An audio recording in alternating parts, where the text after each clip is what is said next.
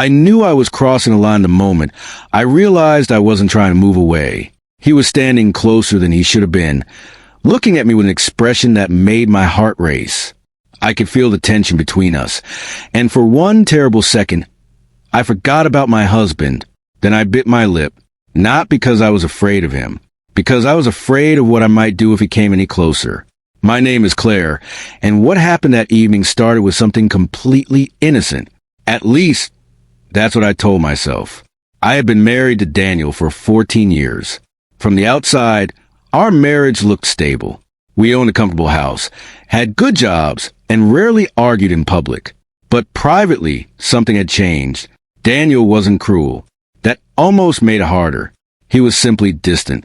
He came home tired, ate dinner while checking his phone, and went to bed without asking how my day had been. On weekends, we sat in the same room, but lived in completely different worlds. For years, I convinced myself that this was what marriage became. Quiet, predictable, safe. Then Daniel's company sent him away for several weeks. That's when I met Ryan. Ryan was helping with renovations at our house, while Daniel was away. He was confident, polite, and surprisingly attentive. The first time he noticed I had burned my hand making coffee, he immediately asked if I was okay. It was such a small thing, but I couldn't remember the last time someone had asked me that, and actually waited for my answer. I laughed it off. I'm fine. He looked at me for another second. You always say that. I didn't know what to say, so I smiled, and that should have been the end of it, but it wasn't. Over the next few days, we talked more. Nothing inappropriate. At least, not at first. He told me about his family. I told him about mine. We talked about music, old movies, places we'd traveled, and the strange little habits people develop after years of living with someone. One afternoon, he noticed a photograph of Daniel and me sitting on the fireplace. You've been married a long time. 14 years. He nodded. You look happy there. I stared at the photograph. He didn't ask what had changed. Somehow, that made me want to tell him. That night, I barely slept. I kept thinking about our conversation, about how easily I had admitted something I had never said out loud. The next morning, Ryan arrived earlier than usual. I opened the door wearing an old sweater and jeans, expecting him to walk straight inside. Instead, he stopped. You look tired. I am. Bad night. I hesitated. Something like that. He smiled slightly. You know, you don't have to pretend around me. Those words stayed with me.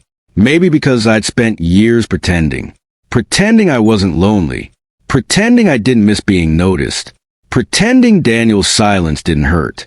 That afternoon, a storm rolled in. The power went out just as Ryan was finishing work. We ended up sitting in the kitchen while rain hit the windows. There was something different about the room that evening. Maybe it was the darkness. Maybe it was the silence.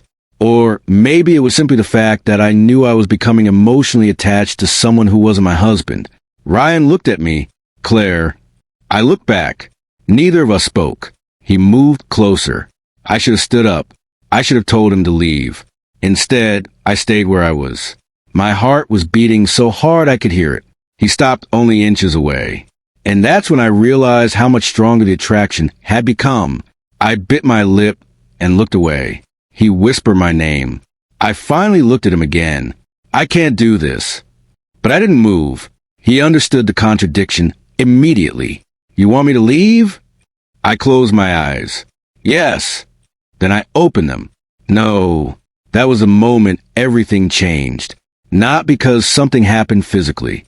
Because, emotionally, I had already betrayed my marriage. I knew it, and I hated myself for knowing it. Ryan stepped back. Claire, you need to decide what you want. I stared at the floor. I don't know. Then don't make a decision tonight.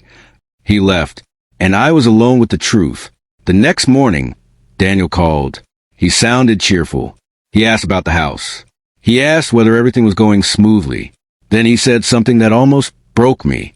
I can't wait to come home. I sat silently on the edge of the bed. For the first time in years, I wondered whether Daniel actually knew how lonely I had become. When he came home 3 days later, I noticed everything differently. The way He dropped his keys on the counter. The way he hugged me. The way he asked whether I had missed him. I wanted to say yes, but the word wouldn't come. That night, I told him I needed to talk. He looked worried. Did something happen? I nodded. Something almost happened. He stared at me. I told him about Ryan. Not every detail, but enough. Daniel didn't yell. That somehow hurt more. He sat down and looked at me for a long time. Did you love him? No. Did you want him? I couldn't lie. Yes. He looked away. Then he said something I never expected.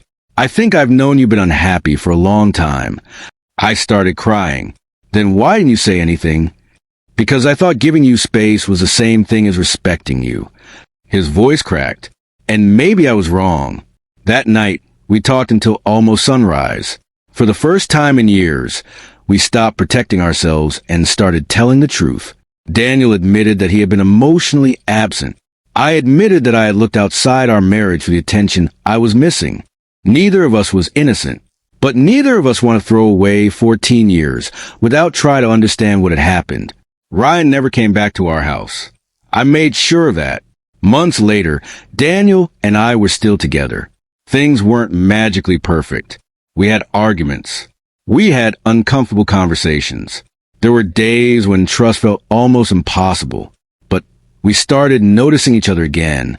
We ate dinner without our phones. We went for walks. We talked about things that had nothing to do with bills, work, or responsibilities. And slowly, something began to return. Not the marriage we had at 25. Something different. Something more honest. Sometimes I still think about that rainy afternoon. I remember how close Ryan stood. I remember how easily I could have made a different choice. But the thing I remember most isn't his confidence or the attraction I felt. It's the moment I realized how badly I had been neglecting myself. I thought I wanted another man. What I really wanted was to feel seen. And there is a painful difference between those two things. I nearly destroyed my marriage trying to fill an emptiness I had never had the courage to name. I can't change what almost happened, but I can choose what happens next. And sometimes, the hardest part of staying faithful isn't resisting temptation. It's being brave enough to tell the person you love that you're lonely before someone else notices. If this story made you think about your own relationships, share your thoughts in the comments. And if you enjoy emotional stories about love, trust, and difficult choices, subscribe for the next one.